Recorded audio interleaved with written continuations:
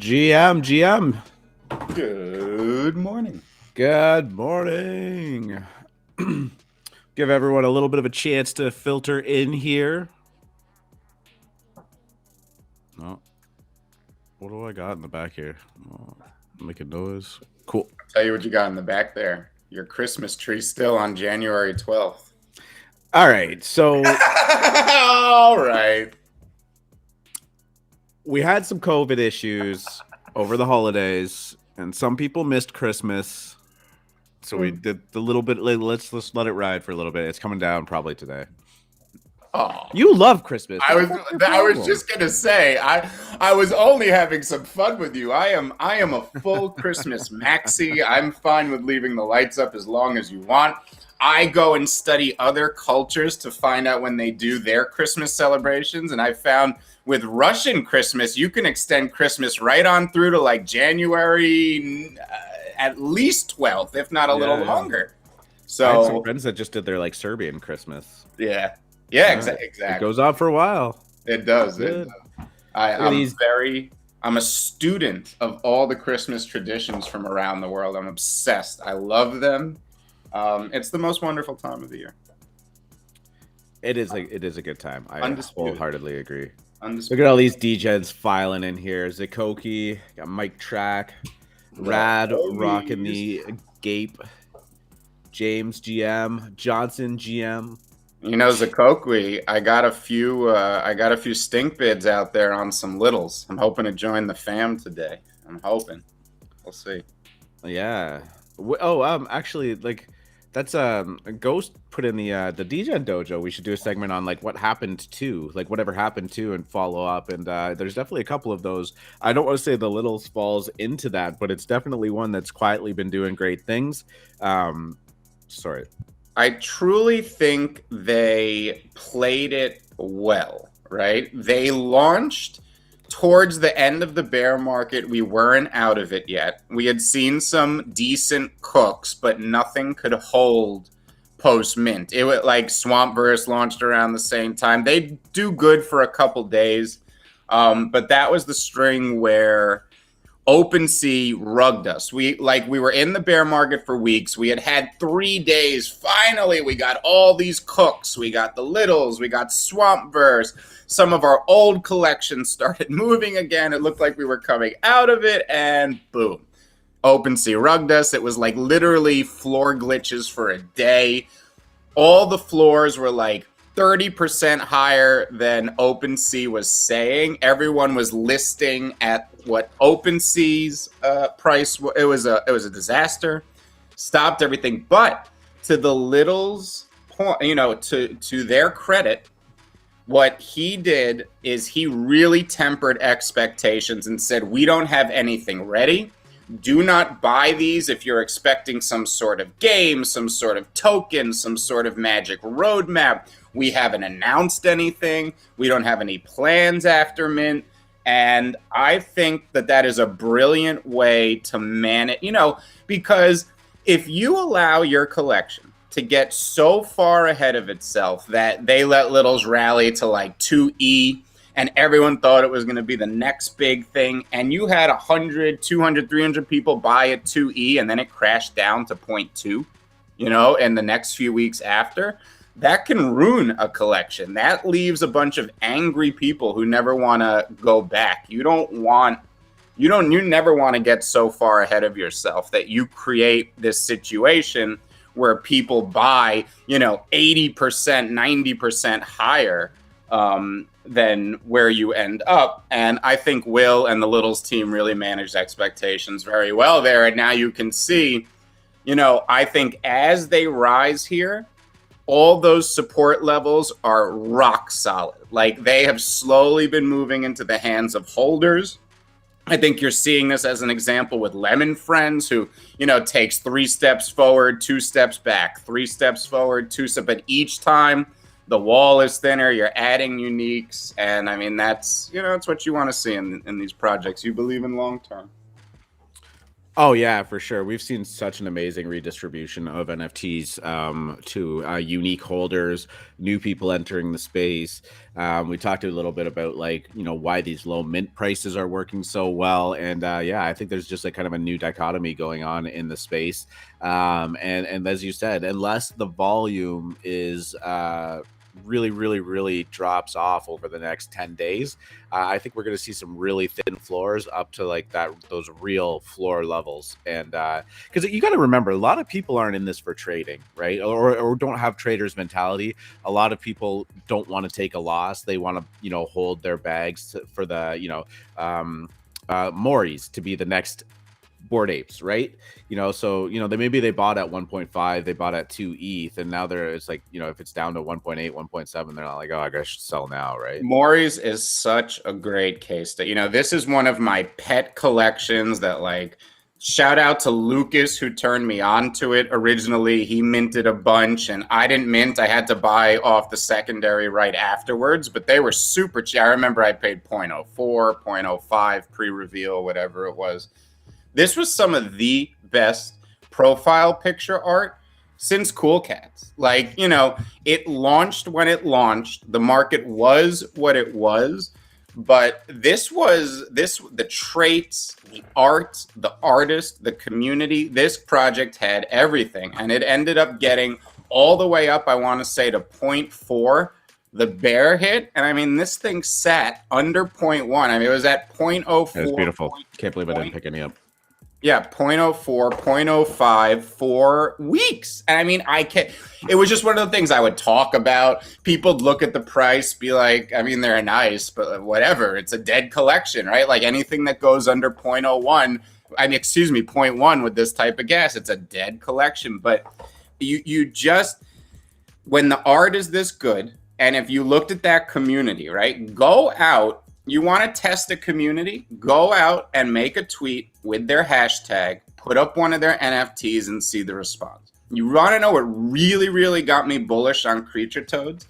I think they give me even more engagement than Famery and Lemons. And Famery and Lemons give me a ton of engagement, but Creature Toads community is insane. They bomb and raid anything I tweet about them. And this was true with the Famery or Crypto Moris for months.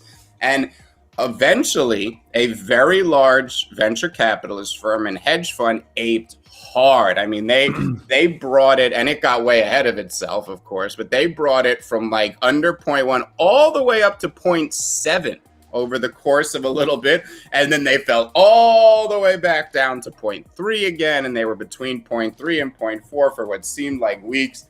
But man, congratulations to Moris that finally got their due. I mean, this poor collection has meant to be over 1 ETH since the beginning. I'm very happy that they are where they are, and yes, they've pulled back along with everybody else after that blow off top on Saturday. But that's another one where, given how slow it ramped up and given how many unique holders that Moris end up in the hands of, I think that all the support levels on Moris are rock solid. And this is another collection I think will become an elite this year. I mean, I'm not predicting 10 ETH necessarily for Moris, but they deserve to be over 1, over 2. And I think 3 ETH is not a crazy target for them. Yeah, can't believe I didn't pick any of those up. All right, on that note, you want to start the show? Let's do it. All right, GM everybody, and welcome to the January 12th, Wednesday edition of the AM Morning Show, hosted live on YouTube and Twitch. Thank you everybody for joining us this morning. We got 32 strong in here and plenty of lovely GMs in the chat going on. So GM to everybody, I am your host R2 Degen, joined with me as always by Mr. Free Market Capitalist. Hey now. Hey, now, how are you doing today? How's your Wednesday been going so far? Oh, been going great. As floors have cooled off around the board, I have noticed rares moving in a lot of collections, and I've even noticed whales and influencers and important people within NFTs picking off ones they like. Shout out to Keith Grossman, who joined the Specie fam yesterday. And again, while we're technically down on floors Oh, across I the remember board, that too. I forgot. yeah, well, we're technically down on boards across the floor. I'm very heartened by all the action still. We have amazing cooks going on in a few collections. We got looks at $4.54 per coin right Unreal. now. I feel great, R2. How about you? Yeah, I'm feeling real good too. Honestly, man, this has been a really exciting week. The only kind of damper on the celebrations has been that really high gas levels that we've seen over. Where would we be if we had 50 gas right Oh now, God, sir? Where unreal. would we be? Yeah, so I mean, I think that's been kind of is suppressing the market a little bit. You see the higher floor projects move a little bit more as if you're trading 3 ETH on something, maybe that 0.03 in gas to buy it is a little more tolerable. But right now, yeah, I mean, I think it's just slowing things down a little bit. ETH is also going on a little bit of a run, which tends to do it as well, but it really hasn't killed the NFT market like it has in the past. And that's a really, really encouraging sign. I think things like LooksRare are doing wonders to help that out. Either you got that airdrop and you cashed out and you were able to buy some NFTs with it. I saw so many posts on Twitter being like, thanks LooksRare for the free specie, or Yep. thanks for the lemon, or, et cetera, which is wonderful. I kind of jab at people saying like, you talk shit about OpenSea for the past 4 months and this competitor comes along and hands you free money and then you're just going to sell it and go on OpenSea. But honestly, if that's the play and that's what you want to do, kudos to you, because it is a win, right? And it doesn't mean that LooksRare isn't going to be a success. It's more of just that like jab at it, like, like let's explore what's under the hood here. But yeah, it's been a really good day, really good week so far. And yesterday was pretty interesting. There was some really hot cooks going on. Alphamint definitely took advantage there and had some huge wins. We'll talk about that a little bit later in the show. Definitely some drama going on. We had Hunger Brainz drop going on last night. It was supposed to be at 7 p.m. Got pushed back to 10 p.m.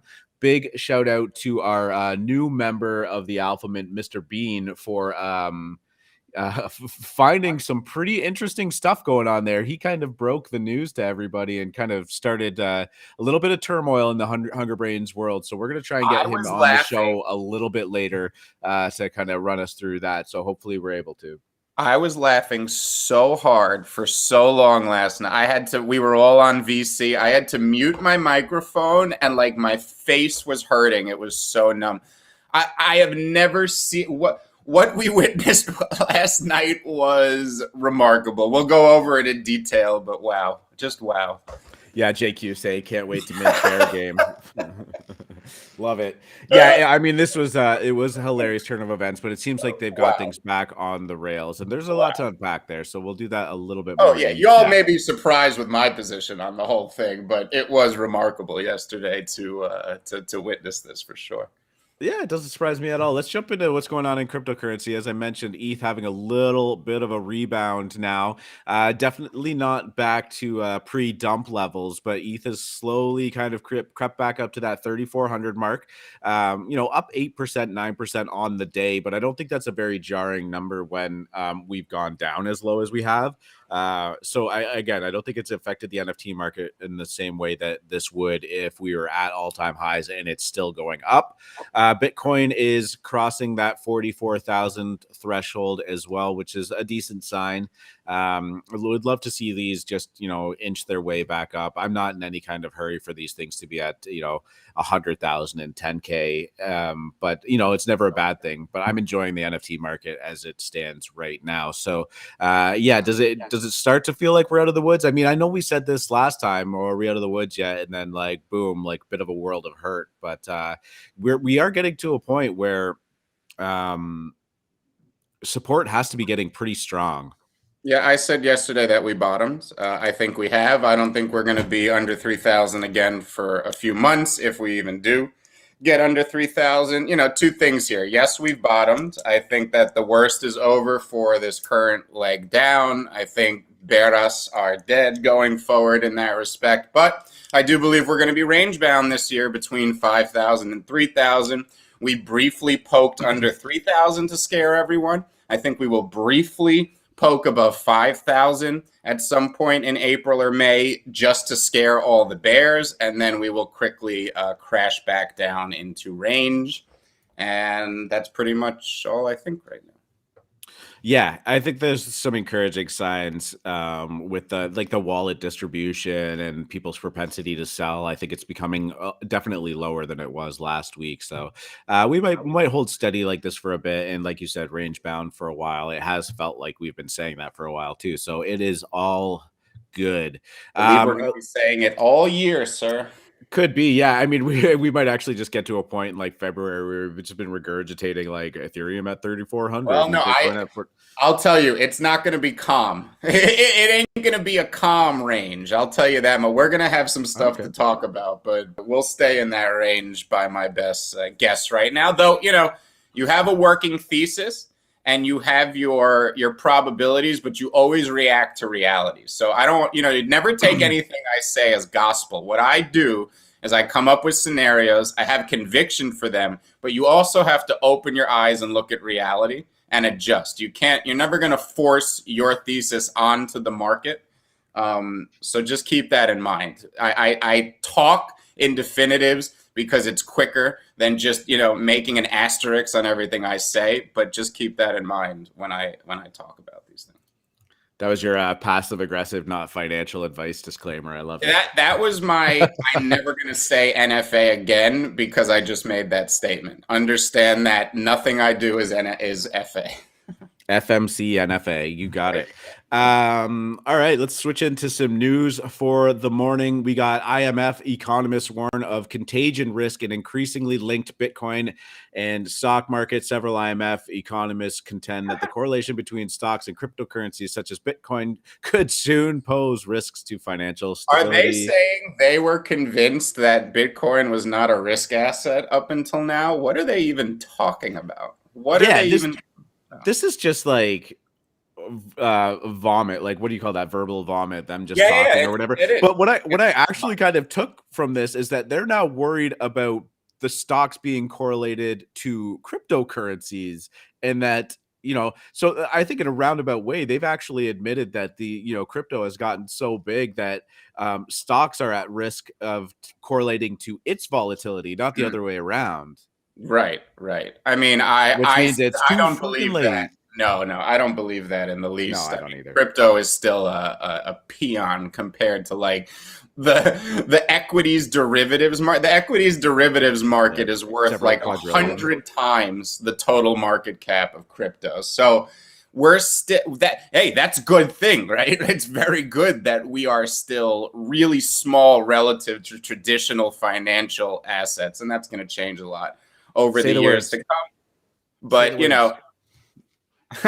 we're early. Yeah, I love it. We're going to we are going to see governing bodies, traditional economists, people whose entire livelihoods and interests rely on the current system, constantly flail and say ridiculous things in regards to crypto because it's becoming a threat to their way of life. Yeah, they're worried.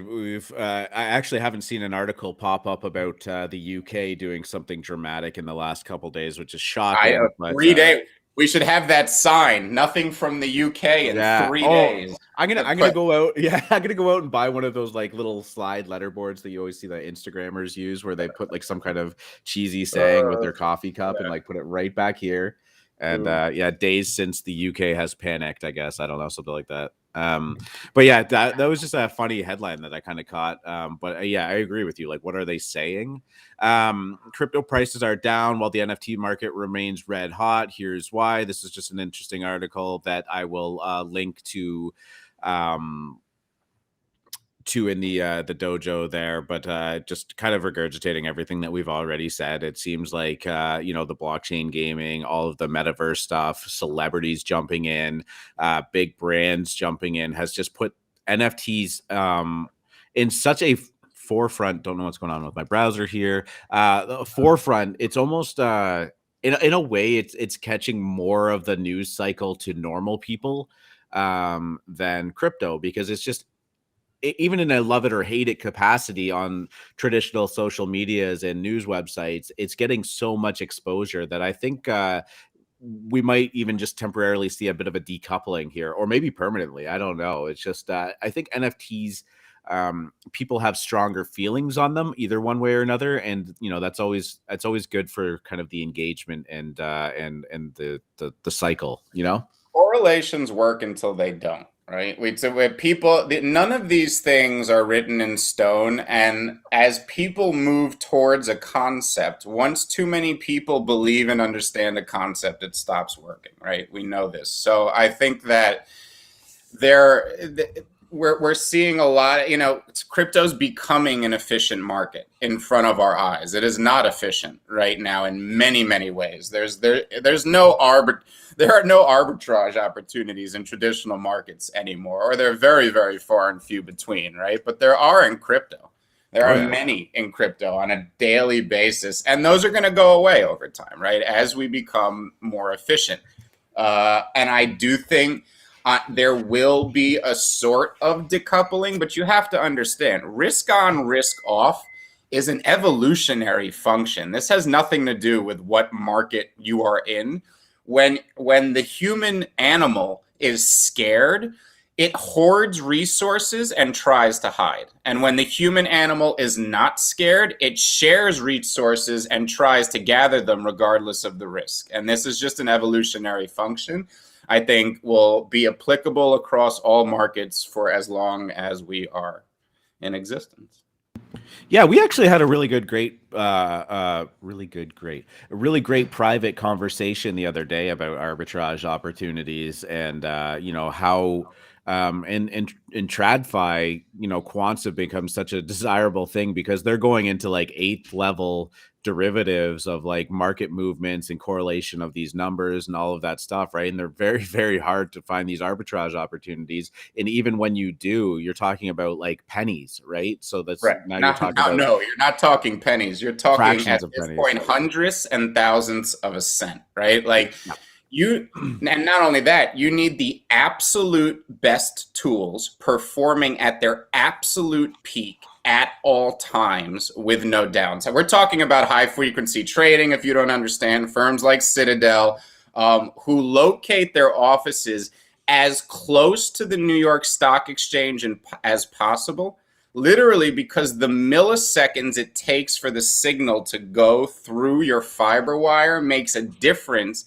in their ability to arb stocks, right? Back in the day, there were fat, drunk idiots on the floor of the stock exchange smoking and making money off the spreads in stocks. Like the spread on General Motors would be, the ask would be $50 and the buy would be $50 and the ask would be $45, right? There'd be a $5 spread between the bid and the ask. So you could, not anybody, but the people who were trained to do that could easily arb these spreads. And I mean, many people know about the Japanese carry trade, which is the most famous arb opportunity in modern economic history. These things don't exist anymore because markets are now efficient. That is because of technology. In crypto, it's not efficient because of friction. And that is a form of technology. User interface is a type of technology, but it takes time to bore out. And believe it or not, regulation is your friend. One reason we don't have just instant, slick, easy to access interfaces is regulation. We think regulation is bad. It's one reason you have opportunity right now. It's the hurdles you have to jump over and under for you to get the bag. And that friction creates so much opportunity. Yeah. And like, make no mistake about it, these markets will mature to the point where these easy arb opportunities do get kind of washed out, either, be it the number of participants in it really kind of start to close that gap, or things like LooksRare, which we'll talk about very shortly, add in a function for a market buy order, which is basically just a bot doing WETH offers on all of the floors in a project, but putting it as a feature, kind of taking that arb opportunity away, right? Like as these products and these things develop and people's desires for them increase, that arb opportunity will start to be washed away. Yep. It's just the mere fact. One day there will be guys in suits sitting in a room courting middle-aged people who work in corporate jobs and saying, yes, we can get you 8% on this Aave investment of your, there's not going to be these crazy ass yield farms where you're making 1 million percent shit. That's a pure result of you being early, right? We know that's what it is. But this is, you're taking advantage now. These opportunities are going to whittle down over time. You just prepare for it. And ideally your bag is so big that 5% you're earning in 2031 is going to be really nice for you. Yeah, you got it. There's so much more to come, and we still have lots of time. But this, like you said, the 1,000% a year APY and stuff, that doesn't last forever. No. Let's move on. And I pulled up this article and I don't even know what it is. It looks interesting. I think I clicked the wrong link. But after backlash, Ubisoft calls gaming NFTs a major change that will take time. So we actually talked about Ubisoft mentioning it earlier in the week, and my standpoint on just reading the headline is that gamers have notoriously pushed back against NFTs. I'm not really sure why, and we've kind of tried to dissect that and see at the core of it, like why having ownership over your digital assets seems so scammy to them, but like products doing these loot boxes and stuff where you have to pay for, I don't know, there's something going on there that doesn't make sense to me, and I think it's only a matter of time before that mentality shifts. We saw Discord talk about integrating crypto and NFTs into their platform. Now Discord is traditionally a gaming platform, but has definitely evolved into a lot of the financial world partaking on Discord as well. But there was a lot of backlash when they announced that too. And I don't know. Do you think that this is something that's on the horizon, that like eventually people just have to accept it, or they will accept it, or even desire it? I think this is a function of two things, right? We're all influenced by society, and right now there's a few major issues within society, the environment being one, right? And for better or for worse, the media has latched on to this idea that crypto is a big contributor to climate change, hurting the environment. So this is like subconsciously planted into most people's minds, right? And I'm not a conspiracy theorist, but I know how corporations work. And if you don't think they have people in all the chat rooms and all the discords doing psyops, huge for that. Yeah, of course. And talking about how NFTs are the devil. I mean, this directly threatens the business model of all of these video game companies. And of course, just like Mark Zuckerberg, they're all going to adapt and change and move towards the meta, for lack of a better term. But right now, they're going to slow it down as much as possible with as many FUD false stories as they can insert into all the traditional places. So I think it's a combination of these two things. I don't think anyone I don't think anyone except these corporations and the media are have bad intentions here. I think people are just misinformed. They don't understand, and of course, they will see the light eventually. Yeah, I mean, I think there's also a function of like these companies aren't often endeared by the gamers themselves too. EA is like one of the most hated corporations in the world, and that extends beyond just gaming. That being Electronic Arts. Yeah. Why? Tell me the story. Their willingness and desire to just reskin old games without any kind of innovation or gameplay, repackage it for $100, selling of loot boxes and stuff like that. I mean, they really do take any and all opportunities to kind of extract every dollar value out of their gamers that they can with as little effort as possible, I think.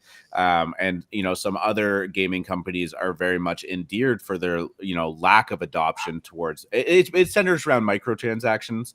But if done properly, gamers really like them. I think Fortnite and Rocket League have done it very successfully, but games like EA, where they have these sports franchises, the NHL, the Madden NFL series, the FIFA series. NBA isn't really one of their IPs, but they release these new games every year. And honestly, like, I bought my son NHL 22, and he had NHL 21, and like we put it in, and I was playing it with him, and there's like the be a superstar mode or something like that, which I had played in the past, and then I was like, oh, I'll make a new one with you, and just didn't watch. It was literally the same fucking game, like the same cutscenes, the same everything was the same. They did not do a single thing to it. And that was one of the features that he loves playing, and I was like, fuck, man, like I just spent $100 on this game, and it was the same game. So that's kind of the long answer to why EA is not overly appreciated. And I think when these companies start saying like, oh, check out this new thing, I think I've just talked myself into the reason why gamers don't like it, because I think that it immediately just signals, oh, another way to take money from us. Understand. So, I never knew look at that live on the show. I just figured it out. I never knew that about Electronic Arts to be like, honestly, to me, Electronic Arts is EA Sports, Madden. Like that was the only thing that I really got into as a kid, was playing Madden football, and that was kind of that was EA Sports to me. I don't know their catalog. I didn't know that they do this type of stuff or whatever. And I want to shout out Icon, who he said, note that several of the gaming studio groups already have a blockchain-oriented department or have hired freelancers to investigate. Of course, I'm sure. And then we talked about it yesterday. Zynga Mobile Gaming was bought by Take-Two, and they both want to move into Web3. Zynga is proficient in mobile. Take-Two makes traditional console games for the most part.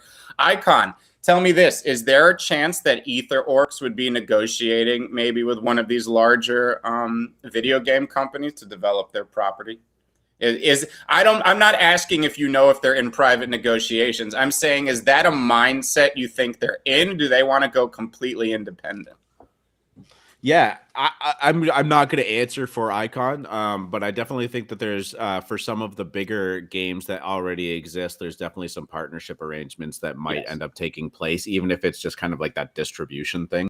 But I think a lot of these companies are going to try and put their existing IP into the format and to reduce their own kind of friction, because like if GTA integrates their own chain, or us maybe a layer 2 where it's very, very cheap to transact, and now all of a sudden all of the cars that you buy in GTA Online are owned to you, and you could sell that car to somebody else for Ethereum or whatever their layer 3, I guess maybe currency would be for their in-game metaverse. That would be very frictionless, because it would all be done on a game that already exists and people have already accepted, adopted, and love. To add on, critters. I mean, you and I we crow about critters 100%. Every morning. Like, how can this not work? People love Minecraft. The real killer angle here, and yes, the dynamics of rent, all the financial stuff is like next level engineering, but the killer feature here is that people like to play Minecraft. This is it. That's all. People like to play that game. Period. Let's just jump into that conversation. We'll skip WGMI because I'm just going to say some green, some red, some up, some down, blah, blah, blah. But we, like to just go over it. But Critters is a prime example of why something like this works. We've seen tons of AlphaMint members jump into it. I think it's playing on a nostalgia of people that used to play Minecraft, and it's very easy for them to go like, oh, this is familiar to me. I like doing this, and now I have a good reason to do it. The renting mechanics have been absolutely brilliant for people that don't want to at this point pony up the $8,000-$9,000 per critter. You can sell that into the liquidity pool for real money. You can earn you can mint plots to kind of stake your claim in the land and turn it into a longer term investment. And more importantly, you just get to play Minecraft while you're doing it.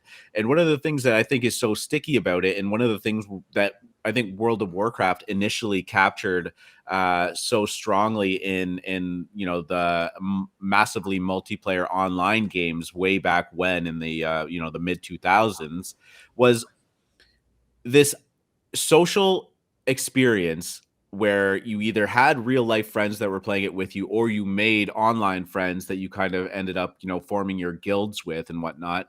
And you put time together, and it took time to level up. It took time to accumulate stuff. And that time was basically an investment in the game and the economy, but there was no way to extract value from that time that you put in other than, buying new stuff in the game or playing the new expansion. And this made things really sticky. It made it really, really hard to walk away from, just simply because clicking the uninstall button or clicking the unsubscribe button in World of Warcraft means that you were walking away from all of that time you put in and the social experience and, the social network that you've accumulated over those times.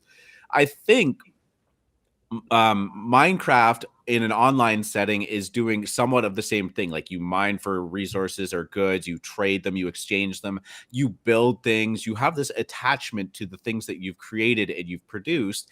And, leaving the server or selling your critter or, not renting it again or whatever is basically your signal of that you're ready to walk away from it. Now, if you have people that you've been working on it with, you're walking away from them too. And I think that's one of the reasons that Critters has really kind of captured lightning in a bottle there.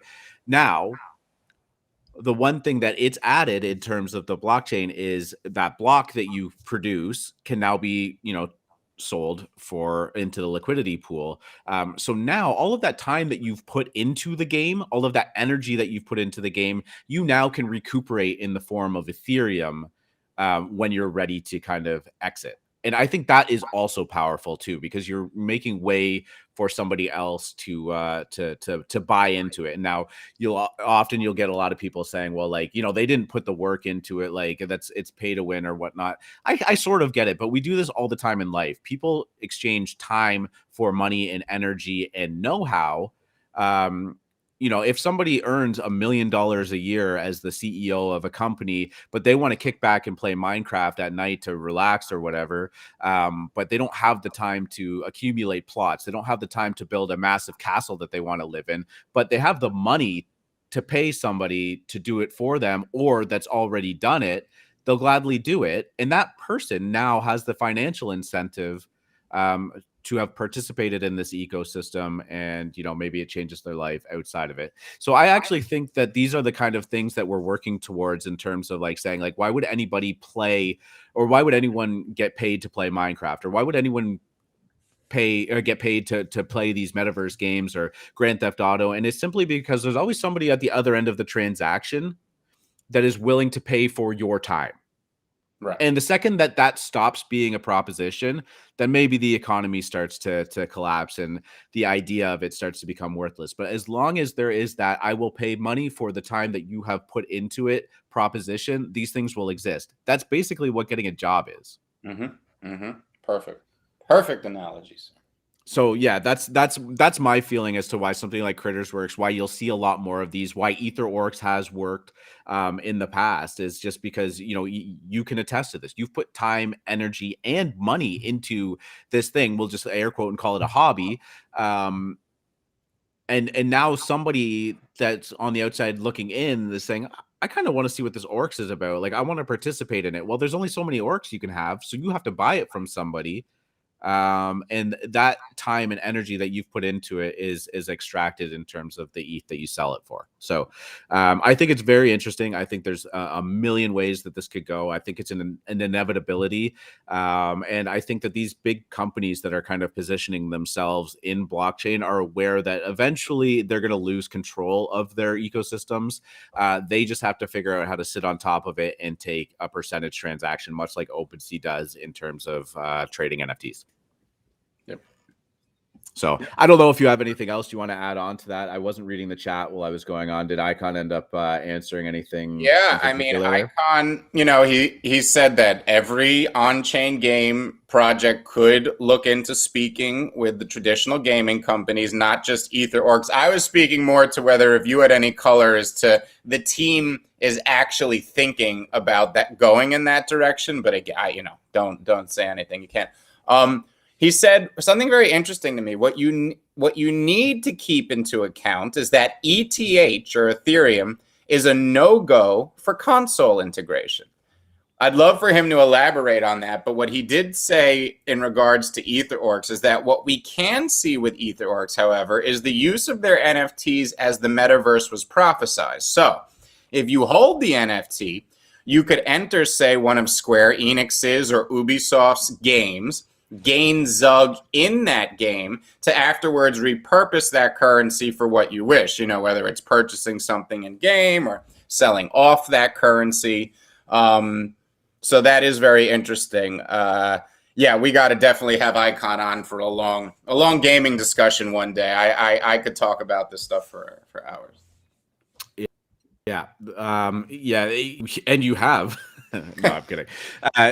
They're great topics, and EtherOrcs has really kicked off something special. Actually, nice little segue into the Hunger Brainz thing. I don't know if Mr. Bean is listening or out there. I did DM you a restream link if you want to jump in. I was trying to coordinate with him about jumping on the show because he stumbled across something very, very interesting last night while we were all waiting to mint. But to kind of catch you up to speed, originally they were going to mint on Monday. That did get pushed back until Tuesday at 7 p.m. Eastern. It kind of led up to it, and they needed a couple more hours. I think they were kind of pushing back so that they weren't minting. There was 3 mints going on at 7. Gas was very, very high. And despite the fact that this is a pre-sale, it is an oversubscribed pre-sale. And I think that they wanted to just avoid a gas war on top of a gas war. So they pushed it back to 10 p.m. Eastern. Now, we were all in the voice chat in the Degen Dojo in the Moon Lounge. And, waiting for this to go live. And we're like, oh, your wallet is not on the whitelist. And or there was no mint button at the time. Sorry. And Mr. Bean actually ended up clicking on... Oh, I see him. He just messaged me. I'll just see if he can jump in right now because I want to hear it from his side of the story. But what ensued from there was kind of fireworks. There was a lot of confusion. There was a lot of panic and a lot of screaming of rug and whatnot. But the team behind Hunger Brainz is not nobody. Do you want to kind of outline a couple of the people involved in Hunger Brainz? Not on the dev side, but on the kind of the face of it side. Yeah, I mean, this is a team from NVHQ, the Metaverse headquarters. If you don't know, this is a very, very reputable alpha group that is very well known. Its members are respected. And while most people in crypto are not fully doxxed, these people have very, very lofty and valuable reputations that are well known across every niche of the industry. Now, I'll give you a timeline here from my vantage point, which was I had seen a tweet thread at about 8:30 p.m. Now, this was supposed to be launched at 7. They pushed it back for technical reasons they didn't tell us about yet. First, minor red flag there, what's going on. Then I see a tweet thread that we will repost in the general chat that outline a lot of red flags according to this person in regards to they hadn't uploaded the contract, they had oversubscribed the whitelist. There were a few, quite frankly, valid points that were brought up that had this person saying they were excited to mint and they weren't going to anymore. I read it. I shared some of his concern, but given how well I knew the team, and I don't mean personally, how well I understood the team's reputation, it did not faze me in the least. I said, whatever, these things are 0.07. I'm minting them regardless of what this thread says. Now, we're all in voice chat, right? 10 p.m. rolls around, they're late. And I mean, we were all in, but this was billing to be a very, very hot drop. And as we said, given it was oversubscribed as a whitelist, we were all debating how big is the gas war going to be, because whitelist or not, it seemed like we were going to have to fight some people to get these things. Now, 5 minutes goes by, 10 minutes goes by. And then all of a sudden, Mr. Bean, who is a very... Oh, good. Mr. Bean has joined us here on the show. We got him. Shall I let you take it? Did you hear what I had set up to this point, Mr. Bean? For the most part, I think so. Great. Yeah. So, yes, I am right at the point where you typed in /game. Take it away. All right. So what happened was people were complaining. First of all, I don't really get much whitelist, so I was like excited to like finally get something. But what happened was when I was like looking through the chat, everyone was like saying shit about the project because I guess they didn't release the contract yet.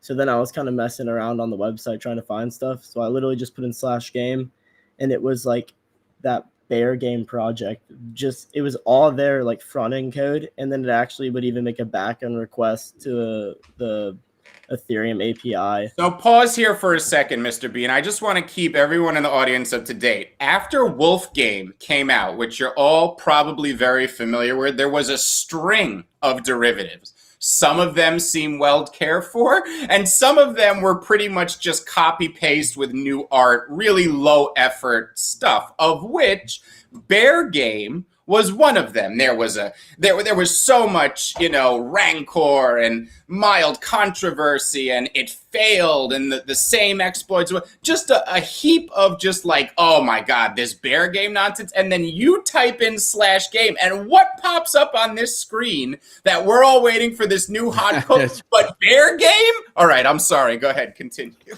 Yeah, so I have two buddies, Ryan and Jay, and we were both looking forward to this. But what happened was, I'm like, guys, wait a second, because I was in a different chat, and I did /game.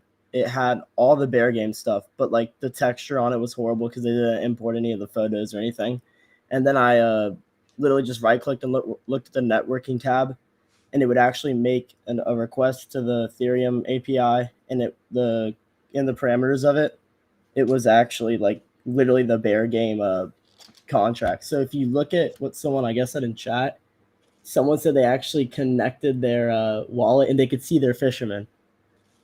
Yeah, the things that were existing in the Bear Game ecosystem were like up on there, and at first we were like, hold on, maybe somebody typed in the wrong address, and like this was before you cleared it up, but like no, it was like hungerbrains with a z.com /game. Exactly. We were going there. You dropped it in their Discord, and you were like insta banned. Anybody that like instantly reacted to it was insta banned, and everybody caught wind of this. It turned into an absolute pandemonium. It was very, very chaotic. But I think it's kind of cooled down, and the conversation kind of just shifted into like this, like maybe it's unfortunate, but we're like, let's get to the bottom of this. Let's look who's behind it, and let's see like what could actually be going on here. Like, is this malicious? Like, are these big names of MVHQ actually trying to rug us when, at the end of the day, the total mint would have been 690 ETH, which is no small amount of money. But to some of these people in the space, kind of is, if I'm being honest with you, especially when you chop it up. But yeah, so how late did you stay up for to this, Mr. Bean? Like, there was a little bit more. They ended up getting their proper UI uploaded. It seemed like there was maybe some issues with the devs. Well, yes. we got they finally, like, after they had taken the site down, the site comes back up, and where the Bear Game page was, there's now a mint page. The game, the actually have that up on screen right now. Yeah. Right. And this mint page pops up that looks completely legit, exactly what we would have expected to see. And now everyone's scrambling, trying to figure out, like, what the hell happened. And they gave us a semi-technical explanation that we're not going to take at face value. But Mr. Bean, can you kind of give the semi-technical explanation, and maybe I'll try to simplify it for the audience afterwards. Yeah, so pretty much what happened was on Twitter, the guy responded to me with the screenshot, and he was like, oh, we paid a guy to do our UI, and he just used the base template from the Bear Game one, which still wouldn't make sense to me at all. But yeah, that's kind of like why it looked like that. Right. So from a layman's point of view who doesn't understand this technical stuff, and someone who has hired devs and web people to work in the past, it sounded to be, and I'm not saying I believe them, what I'm saying is what they were trying to tell us was that a dev who they were trying to explain the whole concept of, like, this is what a game is, this is what we do, he needed a placeholder for the site so that he had a template of what they were working on, what they were going to do. We're assuming this dev had no idea what like a wolf game was. Like this is just for him to have a reference point as he's developing this thing. He left it there. It was not changed. They did not check this before they went to go launch the site, and Mr. Bean discovered it, put it up, and that's what caused all of this. This was their explanation. Am I saying that correctly, Mr. Bean? Yeah. The main problem I have with all this is it's kind of like just a shitty thing to do because, first of all, they obviously didn't care enough because they didn't do anything in test mode. They literally just pushed everything to production mode, which is just not what you're supposed to do.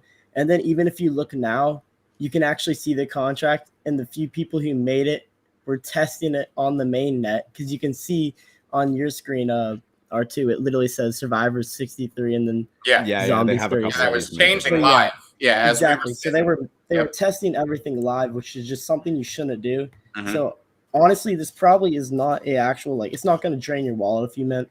But I mean, do you really want to give these people money who half-assed everything and maybe outsource everything? They're probably being pretty shady. Just doesn't really make sense to me. Yeah, gotcha. I mean, I'm so conflicted, right? Because the NFT like trader and participant in me has seen this time and time again, and the unfortunate reality is that these always do end up bouncing back. But I just I don't know. I maybe this is too forgiving. And I think this was part of the discussion we were having last night on the voice chat was that if these were like actual nobodies, this would be dead in the water, right? We would have been gone at 10:30. We wouldn't have waited another minute after that happened. We would have been like, "Oh, we got something fun to talk about on the show tomorrow. Good night, everybody. Let's get going." This is the only reason we stuck around is the reputation of the creators here. And I personally am not conflicted in the least, and I'll lay out the reasons and tell you exactly why. Now, I regard the Ether Orcs team as the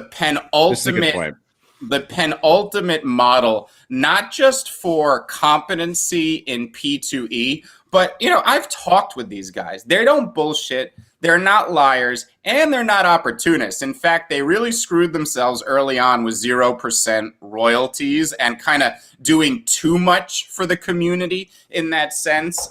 They've since changed that, and they are now at least making some money to fund what they're doing here. But coming back to this, these guys, Grape Dutch and the team from MVHQ, they have had these contracts audited and watched along the way by Wrangler and probably other members of the Ether Orcs team who I trust implicitly. And while all of this was going on, they were typing in their Orc Alpha chat saying, guys, don't believe any. They didn't know the specifics of how it was found and what was going on when they said this, keep in mind. But they were saying, guys, we've looked at all the code. It is not copy paste. None of this is what it seems. The team is not bullshitting you, et cetera, et cetera. Now, quite frankly, that's enough on its own for me to say, I don't really care what happened here. I'm sure it was some sort of mistake or bullshit, but I'm max minting regardless. On top of that, let's think about the model we've seen over and over again with a hot project. Some ridiculous, unforeseen thing happens during launch. It causes intense FOMO.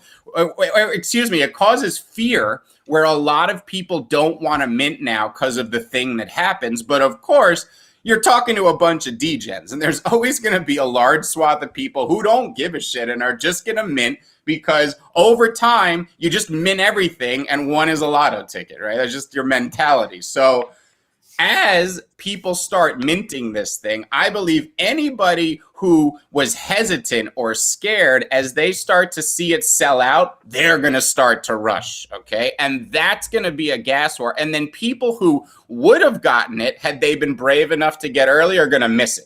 And that's going to cause secondary FOMO. And then when we find out this is a well-written contract, a competent game, and the team really just made an honest mistake, this thing is going to moon something fierce. So, if we find out. Yeah. So personally, I will max mint. I am not saying anybody else should do this. I'm giving you my frame of mind and why, to me, I'm not concerned about what happened. I'm not judging anybody else's opinion, but to me, the big thing here is I do not believe the Ether Orcs team, who have so much to lose by tying themselves to something like this, would put their necks out on the line. You know, if they had been fooled, okay, and had been consulting and they were fooled, they wouldn't come out in the middle of it and say, oh, this isn't right. They would, you know, start making private phone calls like, what the fuck is going on here? What, you know, what did you get us into? Blah, blah.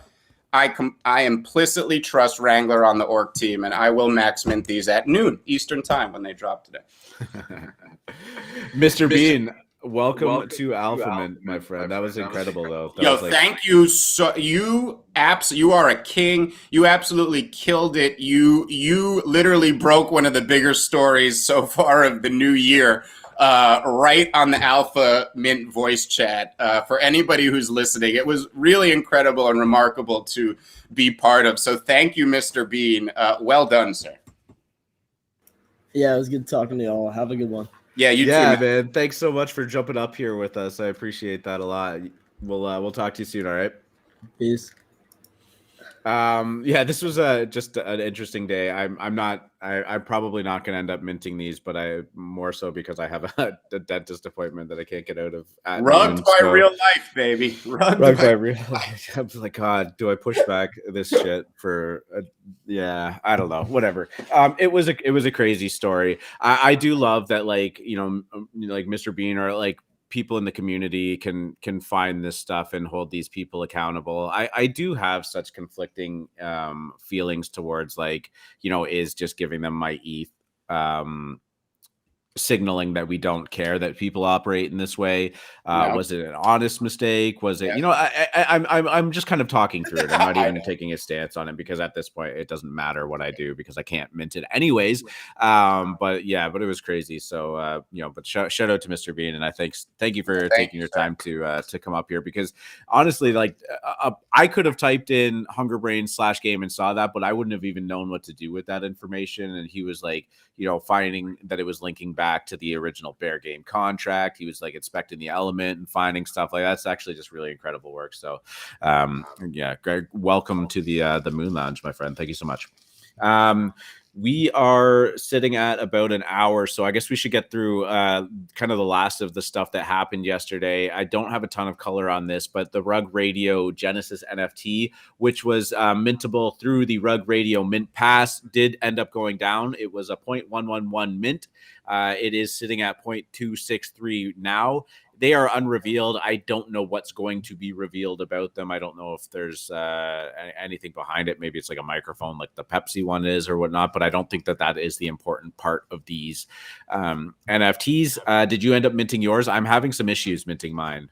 Yes, and I'll tell you why you're having some issues. It seems like nobody could pull off a smooth launch nowadays. True. But Farouk hopped on Spaces while these went. They were a little late. I want to say 10 to 30 minutes late. I don't quite remember. They were supposed to go up at a certain time. It was running late. He hopped on the Spaces, and there was a glitch in the contract where if you held multiple Rug Radio passes, you could not mint.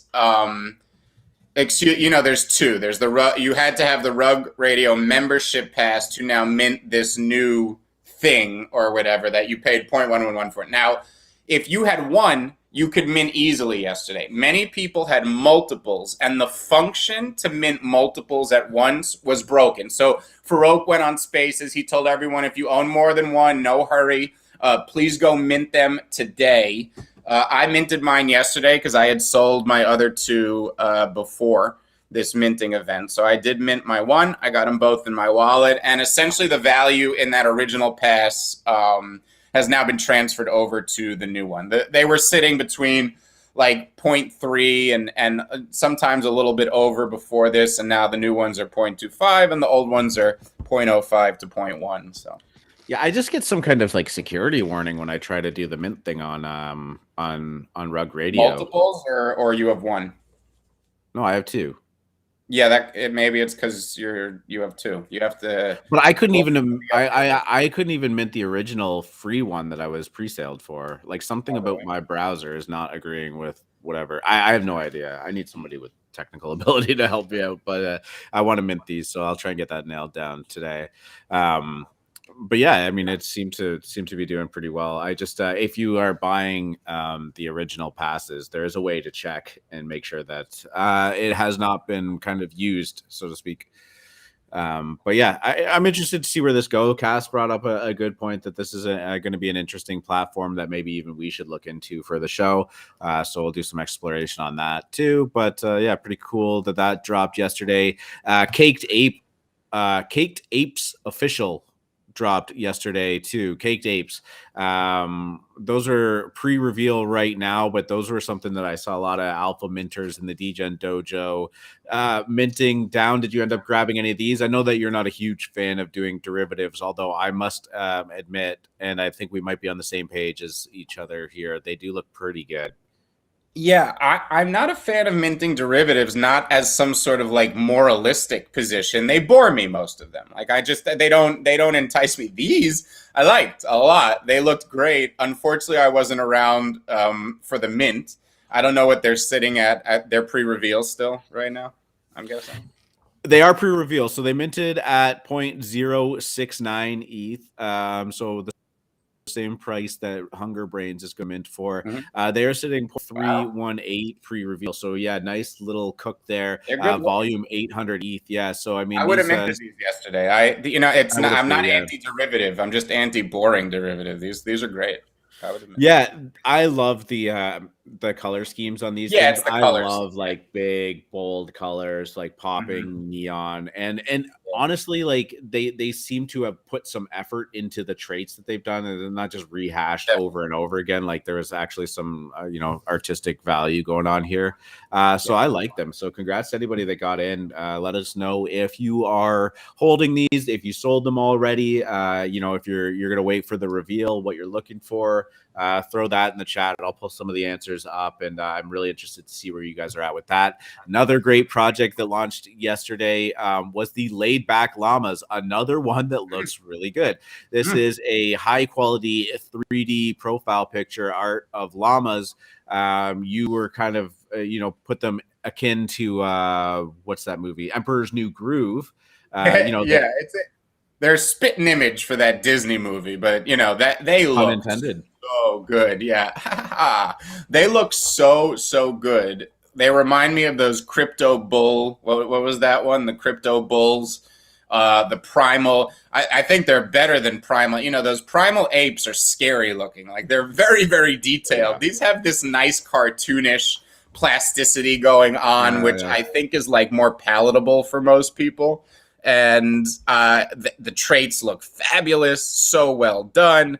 Llamas are funny, they're goofy, they're cool, and I think that they'll be decent in the PFP bubble.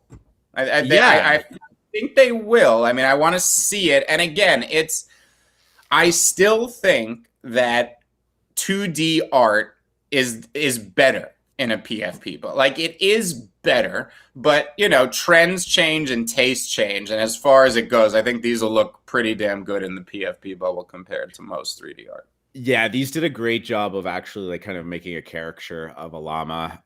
There's lots of parts of this that they can do well with different traits and whatnot, like the fur being a different color or a different style. Obviously hats, the mouths are really well done. This is like just really, really good art. And as I was scrolling through them, I noticed like this, and which I have up on screen right now, is you have this guy who looks super sick. Like he's got the cool glasses, the multicolored fur. He's got some ETH dog chains on like that. And then you scroll down right below, and one that is a completely different style, different color scheme, taking on like the Lord of the Rings ring wraith kind of style armor and whatnot. Looks equally as sick, but I mean, these two things could not look more different from each other, right? And they have different utility based on the type of llama you get. So there are laid back llamas, and then there are boss llamas. So if you get a boss llama, they're one of one ultra rares. You get VIP access to the Llama Land Festival, which will or will not ever happen. And This seems to be a bit roadmap heavy, but who gives a shit? The art is so good, right? I think people say the art doesn't matter. Nonsense. Art sells out a project, and it makes people want to buy it. You know what I still don't get? Why projects do these like laid back llamas roadmap? Oh, maybe this isn't it. You remember when roadmaps used to be there, like 10% of mint will do this, 20% of mint will give away an ETH, 30% of mint. Like, are you just are you assuming that your project's not going to mint out, and so you have to have these like cheap little milestones all the way? I thought that's what this was, but this is not the case. This is like these look the percentage of the roadmap. Yeah. Pixel Quest or PX Quest was minting at the same time. It pushed Gwei to like 6,000, and even I didn't want to get into that type of gas war for these projects I hadn't heard of. While I liked them, I didn't want to exactly war for these until I knew what was going on here. And I don't like PX Quest in the least. I think that the big headed aesthetic is stupid, but these were fabulous, and I wish I had gotten some. They're both sitting respectively above mint on the secondary, but that is largely due to the giant gas war for all these things. So we'll see how they perform. Yeah, for sure. I mean, Drip called made a good point too. You just said, the plasticity look kind of ties back to the childhood days of playing with like the figurines and stuff like that too. And I agree. It makes them very approachable, very comfortable, right? Yeah, 100%, 100%. So it feels more Pixar and just more relatable than like Planet of the Apes realism, which is cool and stunning. But again, we're out here having fun on the internet. It's all about like, what image do you want to give off? I think most people like the like lighthearted. Dude, this is cool, huh? I just realized that they're like the pre-reveal thing is animated too. That looks good. You know what? Honestly, if I had able to mint these, I would be holding them through reveal. We've seen a bunch of these projects, the 3D kind of cute, high quality render trend do very, very well. I think that this fits that niche to a T, and I for some reason think that if there's a pullback after the reveal, it will be short lived. Again, like we do that not NFA kind of thing. I have no skin in this game, so like take it with a grain of salt. Right. If I did, I would probably be looking to hold these for a while. Mm-hmm. We've seen projects like this go up to 2 ETH with no issues. Ironically enough, we checked back on that Crypto Champions, and they absolutely did not go to 2 ETH. So that art isn't remotely comparable to Crypto Bull Society or not gonna these pull are that great. Up. This is this is high effort. This is good art, man. This is good art. Perfect. All right, let's do our last little discussion of the day. We could riff for 15 minutes on it. I will throw the restream link up into the AM show chat. If anybody wants to join us on stage, you're more than welcome to, and we always appreciate it. So I'm going to get that going in the at the top there, the AM show. Pardon me. God. Heartburn today or something. So that's up there. Feel free to jump in, please. I'm just going to reiterate that if you join us up on stage and you have Discord on, please turn your notifications off. It is it's difficult to kind of listen to, especially as all of us Degens have like 200 channels of Discord and they ping a lot. And God, turn them off for your own sanity too. Like that sound like haunts me in my dreams, I think. But yeah, so the link is in there. So feel free to jump up and have a discussion with us. We wanted to talk about LooksRare. That was actually going to be at the beginning of the show, but we started riffing on gaming, and that's a-okay. But this was it's been an incredible story, and it continues to be an incredible story. OpenSea rival LooksRare tops $110 million in Ethereum NFT trading in one day. After airdropping its Looks tokens to OpenSea users, LooksRare puts up big numbers as it aims to dethrone the leading NFT marketplace. Now, this is not without its not controversy. There's some skepticism. A lot of people were wash trading on there in hopes to kind of game the reward system for WETH. I don't know that all of them got the payout that they were promised, because there is some addendums in the Nice. the help section that says, you know, Well, it worked out for all of us, baby. It did.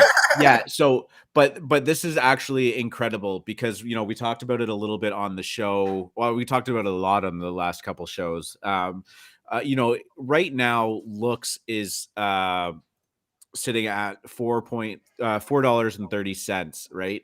I entered the NFT game relatively late in the year, in terms of like actually trading quite a bit and participating in it.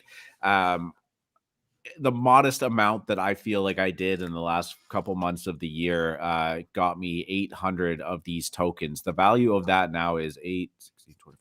Doing some mental math in there, about $3,500 right now, which is pretty incredible. But as I kind of mentioned, you know, we all kind of rag on OpenSea time and time again for how shitty their product is, and there was something that felt dirty to me about like just taking the free money, selling it, and then just hopping on OpenSea and using it there, right?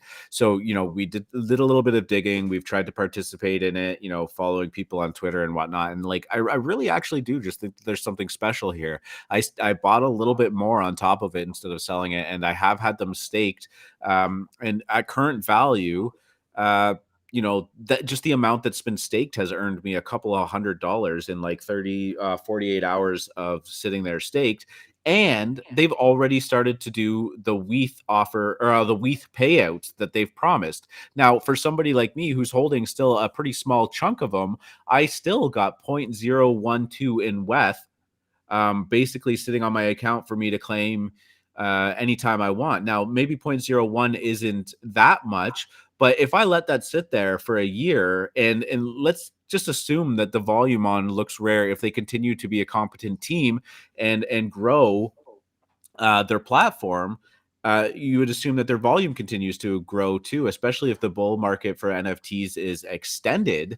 That number starts to maybe look like maybe it's 0.02 a day, maybe it's 0.05 a day. And you let that ride for a year, that I mean, it's already more than OpenSea has ever given me, other than, you know, the platform to trade NFTs on.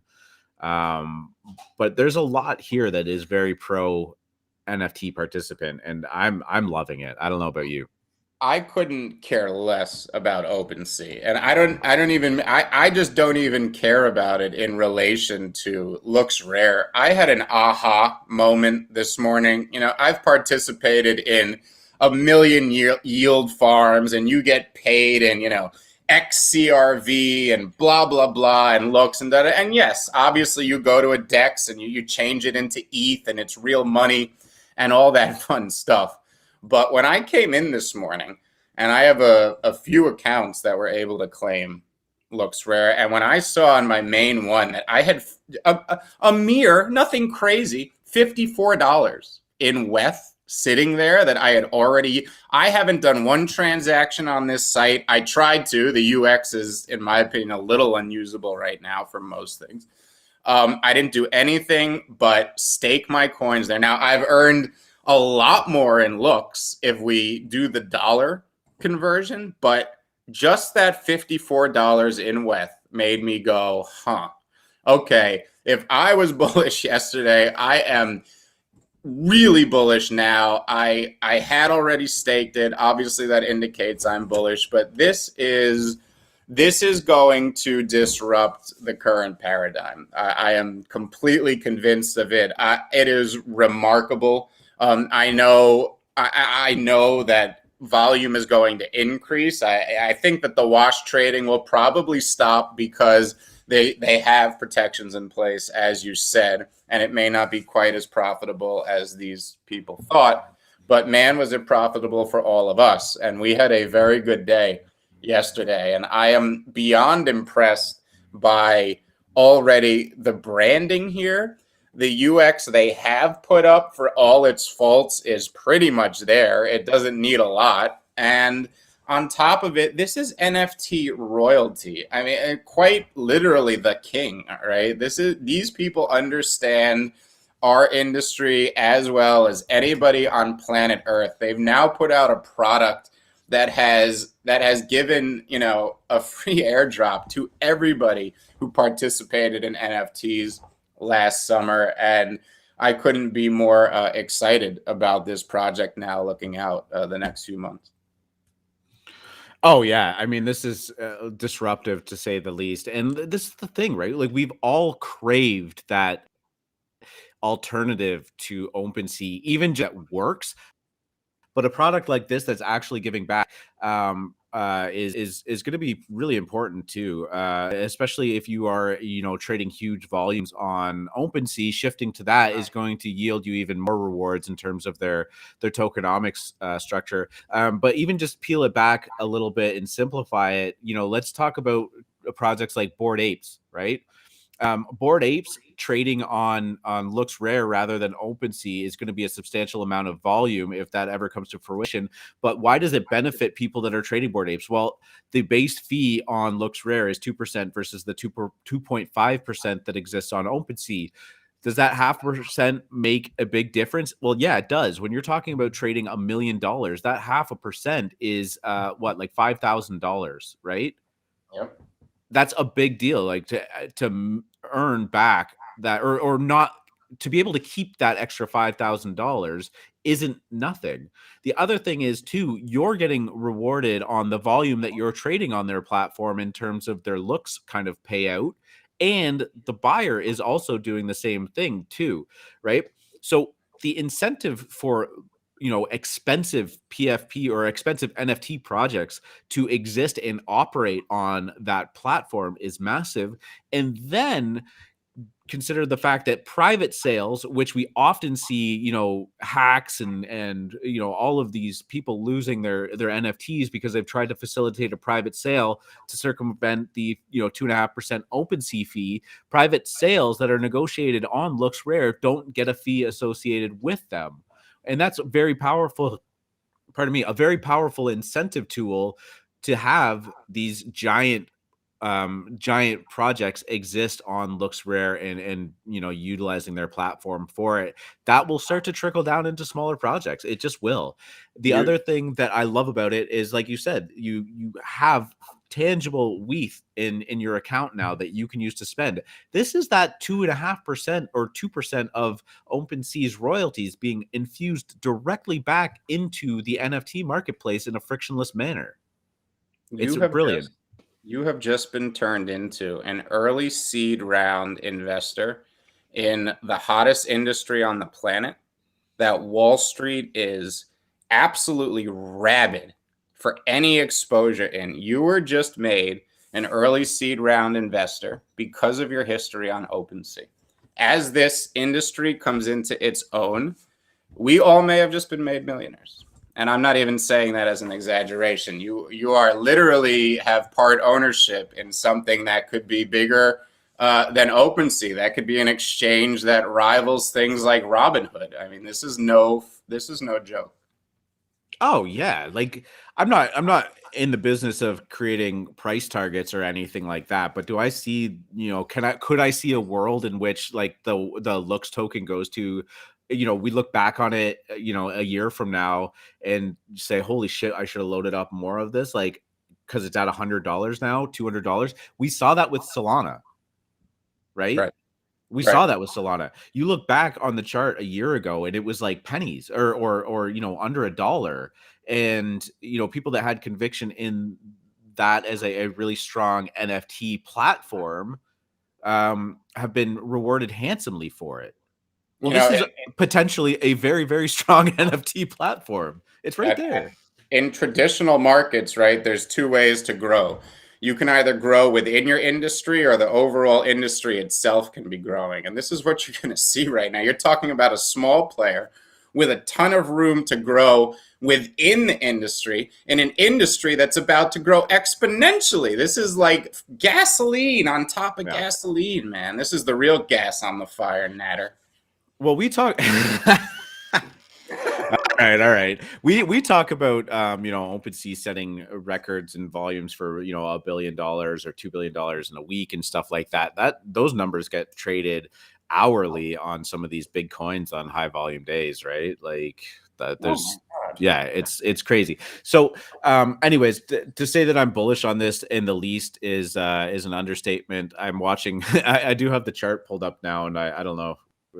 it's just kind of like taking a dump live while we're like talking about it. But yeah, I mean, it's still over $4, and yesterday it was at $3, and you know, who knows where this goes. I love it, and you know, my goal is to try and just use LooksRare as much as feasibly possible, unless I have to use OC. That's where I'm going with this right now. Yeah, and don't watch the token. To get 100x, you're going to have to go through about 50% drawdowns on the way up. So if you value your cardiovascular system, just don't watch is the best advice. Yeah, we have some interesting comments going on here. Recency bias from watching other recent airdrops pump and dump probably led to a lot of early paper hands on looks. Wholeheartedly agree. You know, oh yeah, Chris, I wanted to give a shout out to Chris as well. Great Alpha Mint Moon Lounge member. He has a show on, I don't know if this is on Zynga or not, but he's interviewing an early investor in LooksRare at 2 p.m. today. If anyone has questions for me, like definitely reach out to Chris and give him some questions. If you have a strong feelings or a strong curiosity about that platform, I'm definitely going to have to tune into that show and see what they have to say as well. Because like, I just, this is important, at least to me. You know, we make our livelihoods on NFTs, and you know, somebody has plopped down something that is very pro NFT participant. You got to take it seriously. Yep. So I don't know, anything else that you want to add onto that, like you know, what's any features that you would love to see them integrate or you know, add in? I would love to see them just not have a floor price, but I guess maybe the blanket project WETH offer bid might actually become that in a roundabout way. Yeah, definitely. I could see that happening. One of the few ones I just wanted to mention today too was Cat Brick Clubhouse. This is really, really cool art that is very similar to Legos. So we've seen there's the two most litigious entertainment properties in the world are Star Wars and Legos. You definitely don't want to mess with either of those properties when you go out into the world. But these look really good. Like they're blue. They have cool cat vibes. That I don't know if it came out of that community, but I know the community is supporting it. They just look great. They're 3D. It's the right meta, and it's the right type of 3D that's going to be very recognizable in the PFP bubble. It's simple, it's bold, and they look great. I mean, they kind of remind me of the Animos that just debuted as well, which are seeing a little pullback. And if you want to know something I may go shopping for today, it would be an Animo, which I just love, especially if we could drive these little things around the metaverse. So cool. If you don't know what those are, they're like little figures and animals in these like tanks and robots you could drive around. But look at these cat bricks. They are so cool. They're really good looking. I want one. Public mint is today. Everything of this type of quality looks to be gassy. So I expect that. I suppose you have fat tail risk here with Lego coming in, and I'd be worried about that. Yeah, and DCMA, because they are notoriously strict. But boy, do these look I guess there's enough like Lego derivatives out there that exist too that maybe they can't. Maybe, I don't know. They are good. I mean, there's like all those like Mega Blocks and blah blah blah. Like even Roblox to a certain extent kind of ripped off the characters of the Lego characters. So maybe that's something that they can't actually control. But boy, these are the exact models of the Lego. Yeah, this is there's nothing changed here. Kind of unfortunately for them, like if you look at this thing spinning around here, that is most definitely a Lego figure. It's just a cool cat. So, but I guess if we want to tie this back to our previous conversation, sure, OpenSea might take it down, but is this something that exists on LooksRare because it can? Well, you know, yeah, they're great point. Like, you know, they have the Art Wars project up there. And how about this? If I was sitting there at Lego right now, I would go, wait a minute. Why don't we get on the phone with Cool Cats right now? Oh, true. Yeah. What do you know? Think about this, guys. This is one reason I'm so bullish on lemons. Okay. The creatives that are getting into NFTs and making these properties, they would traditionally go into these corporate situations where they'd be the artists for Legos. They'd be the artists for Disney. You know what I mean? This is what's going to happen, is that all these NFT properties that get this type of like licensing juice behind them, we're going to see Lego Cool Cats. I bet you this inspires Lego Cool Cats. Legitimate, go to the toy store and buy them in the box, Lego Cool Cats. How if you don't think every cool cat owner on earth would ape the shit out of that, you are crazy. This is going to be huge, guys. I'm so bullish, man. I just found out that I could put a which way over here chat overlay up on. That's cool. Dope. We'll figure out how to use that a little bit better. That's pretty cool. I also heard rumors that there might be a way to integrate Discord chat into this too. That would be pretty dope. Anyways, that's not go into detail on that on the stream. That's not what you guys are here for. Okay, so nobody's come up on stage with us today. That is quite all right. We always love to hear from you guys, but not a big deal. Free Market, what's your plan for today? You want to what are you up to? What do you all right, so everybody, if you don't know, I usually hop on something called the Morning Squeeze, which is a daily Little Lemon Friends spaces run by unofficial dev Michael Reap. And today is going to be a very, very special show. He is having the founder of NFT NYC on the Morning Squeeze. It's going to be, I am co-hosting this. It's going to be an AMA. If you have any questions about the last NFT NYC, what's going to be happening at the next one, they have changed the date to June of next year. So it's actually coming pretty soon. We had the last one in November. This is going to be in June this year. So I will post links on my Twitter. I will drop it in the general chat. Tune into that. I think it's going to be a great show, and it does run right up to conflict with Hunger Brainz, which I will be, as I said earlier, max minting at 12. I do have whitelist. This is a fully allow list project in which I anticipated to sell out there. I don't think there will be any left for a public sale, and that's kind of the cook I'm going to be watching today. And then we got cap breaks later, so that should be my day. Oh, we didn't even fucking talk about Azuki, did we? No. Man. Huge drop today, guys. Dutch, yeah, shit. Sorry, we just invited Josh up here, but I just want to talk about this real quick because it's one that we can't not mention on the show. I had the tab pulled up and I must have just skipped right over it. But Azuki dropping today. I'll just quickly go over the fine details and let you go on it, Free Market, because you probably have a better take on it than I do. But this is a Dutch auction starting at 1 p.m. Eastern time. It is going down by 0.05 every 20 minutes until it reaches a low of 0.15.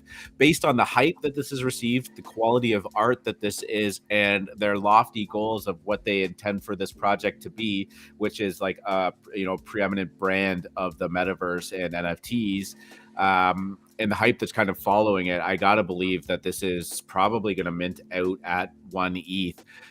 There is I think this is an 8,888, 8,700, sorry, will be available.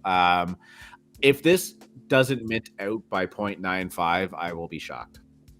Yeah, this is the first high-profile Dutch auction of the new bull market, and you can chart a bull market on how people mint, right? We saw when you come out of a bear market, right? There's not a lot of scammers and opportunists planning things during a bear market. They don't think that way. They move to wherever the hot money is in the moment. The people who build when things go quiet are the true passionate creators and builders who are building real projects. That's why when we come out of those periods, people will price aggressively at 0.02, but it'll be a lot of great projects. These aren't just like, you know, low effort cash grabs. And as the market develops, people, you know, and all of the opportunists and scammers have rushed back into NFTs. Well, they price everything at 0.02. So now the differentiator for a project that's quality is going to be raising its price. You know, we see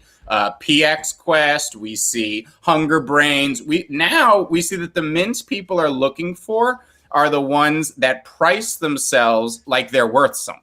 Okay, so now we're entering a new phase in the market. This is the first high-profile Dutch auction of this bull phase. I do agree. You know, it has the je ne sais quoi. I never know how to tell people like what makes good art, but you look at this and you just know, yep, this is going to be something. I do believe it is going to sell out close to its 1 ETH starting mint. And it looks to be a very nice cook. I mean, it has everything going for it. Well, I don't know a ton about the project. My favorite reason to rush into something I don't have a ton of info about is the people I see talking about it, and I trust the people I see talking about it. So if your liquidity situation deems you eligible for this mint, I would definitely give it a shot. I'll be minting one at 1 E, and we will see. Yeah, you're gonna go for it, eh? Yes, sir. I'm gonna ape. I'm gonna mint one, but we'll see where it goes. I think this has a potential to be one of those like 3 to 4 ETH projects, kind of right off the bat, given the profile and the art. If I make it home in time for this drop, I will probably be doing that too. Yeah. Fuck, I'm never scheduling anything on a Wednesday. Oh, but no more. We can't take care of our bodies. We just have to sit in front of our. Yeah, no, it's like one of these things. I'm like, what am I doing? I actually have to do this because, like, I talked to them yesterday. I actually asked to reschedule yesterday for a different reason, and they're like, yeah, it won't be until April. I'm like, fuck, I gotta do it. Whatever. Okay. Anyways, Josh, welcome. Thank you for your patience, my friend. GM. Your S is very calm today, Josh. Yeah. What happens when you start chill talking? Vibes. I know. Got that chill S now.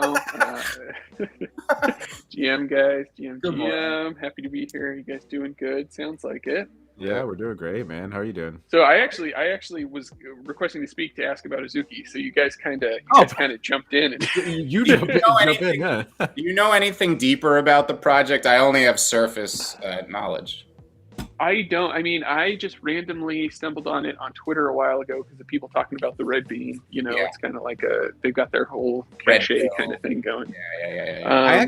I want to expand on that because I just noticed that too when they were like, take the red bean. Take the red bean. Right. This is a really well done website. It's clean. It's got lots of like little nods to that stuff. They've definitely spent some time doing some world building in it. And I actually just really enjoyed clicking through it before the show and while you were kind of talking about it.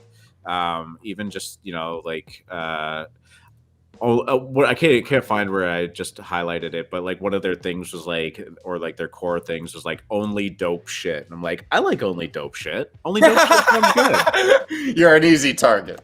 Yeah. I like only dope stuff. You tell me you're only gonna do dope shit. I mean, like hell, I'm in. Give the people what they want. Dope shit. People want dope shit. Azuki, sold. Let's go. So my one hang up on this project was the visuals. So like we've seen these PFP projects where it's like a drawing of a person in profile position, like looking looking to the side of the camera. Mm-hmm. That's what the art looks like. But I've seen little teaser videos with weird 3D stuff and all that. I just worry that if this launches and it's just essentially anime style characters in profile, that's going to be underwhelming. Like that's not going to that might lead to a little bit of a whoa kind of moment. I think people are so hyped by all of the other art that they might not be honing in on, hey, what you're actually getting is just a face in profile. That's a good point. Yep. Very good. I guess the one thing that I would say is that they seem to be very centric on like style, fashion, having a brand. So I think that like if they do the traits really well, and there's a lot of stuff that people are like, oh, like I want that bucket hat, or like I want that that cap, or that like this kind of like hoodie jacket style thing that they got going on there, which looks pretty good. I think when people feel like they can relate to those traits, not only do they want to buy it, but they want to rock it as their PFP. But I mean, I totally get it too. Historically, the side profiles haven't done great. I think Oni Force was one of the bigger ones. Is that right? And didn't. Well, it got up to 7 ETH before yeah, that's right. Down. Yeah, so that's true. I'll take it. I'll take it. True. Nothing wrong with 7 ETH. Mm-hmm. I thought you were in it for the art, man. No, honestly, these are pretty cool. But yeah, I totally get what you're saying too. And what they're showing versus what you get might be two very different things, and it might be underwhelming. Good point. Don't know the answer. Yeah, but I should add to that. I'm definitely going to try to mint one. Yeah, no, that's no doubt fair, about too. it. Yeah. I mean, I think they do have a ton of potential, and just honestly, I think style goes a long way in this space, and it's such a unique, cool style that people really like. So well, that's enough to These represent us, right? Like, these are fashion items. These are clothes. Like, we're not spending money on clothes anymore. We're spending money on PFP bubbles, and it sounds a little ridiculous, but it actually makes a lot of sense. So, do you know what they kind of reminds me of, the style wise? What was that game, Mirror's Edge? Do you remember that? Did anyone play that on I think it was like a PlayStation 3 or whatever, but it was like you're a parkour runner in this like cyberpunk future city. It was actually pretty cool. But like I'm getting a lot of those vibes. I'm trying to pull it up. Yeah. It's pretty cool. Very, very highly stylized game.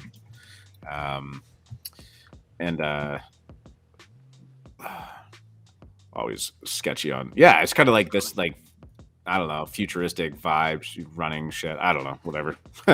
just a thought. Ooh. Anyways, same vibes. Cool, well, man. That's all I had, guys. Can't think of anything else, but it was great chatting with you this morning, and excited to try to mint one of these Azukis, and keep an eye on how all the other launches today go. We've got a pretty busy day, it seems like. Yeah, it's gonna be a good one, man. It's going to be a busy one, that's for sure, too.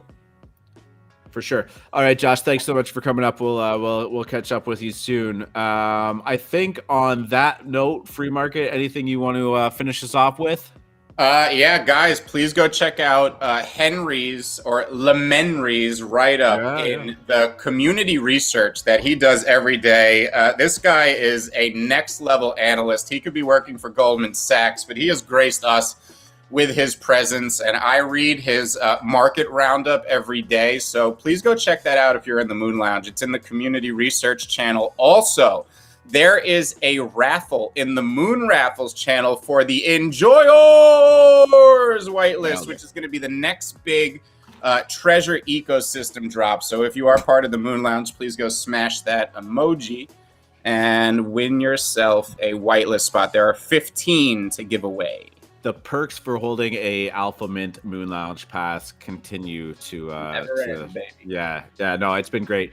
Honestly, we got some more big ones too. I won't leak right now, but Moon Lounge members are going to be very happy coming up. Yeah, for sure. Tons of good stuff. And even just the value of the community and the networking alone has been more than worth it for a lot of people. So if you have any questions and you're not in the Moon Lounge, please feel free to reach out to me on Discord or Free Market or any of the team. We'd love to give you a rundown on how all of that works and kind of what you get out of it. And it's a great spot. And if not, you can feel free to enjoy the general chat and the community down there too. Lots of good stuff happening on Alpha Mint, free or not. I just want to thank everyone again for tuning in. We were at like 55, 60 viewers for most of the show, which is pretty incredible. Always appreciate that love and support. It's been a lot of fun being here on YouTube with you guys. If I can ask you to, if you haven't done it before, please subscribe to us. It does help us out. And we were actually talking about doing a pretty big giveaway for something if we reach 1,000 subscribers on YouTube, whenever that ends up happening. But yeah, it's just a little bit of support that we appreciate. And if not, I'm not going to be overly offended either. On that note, this will be up on YouTube in its entirety. It'll be up on Spotify, Apple Podcasts in its entirety too. So if you tuned in late, check it out. We had a lot of good talk today. And LooksRare. I'm not going to go over it, but a lot of good stuff. Free Market, you want to take us away? Good luck at the tables, Degens.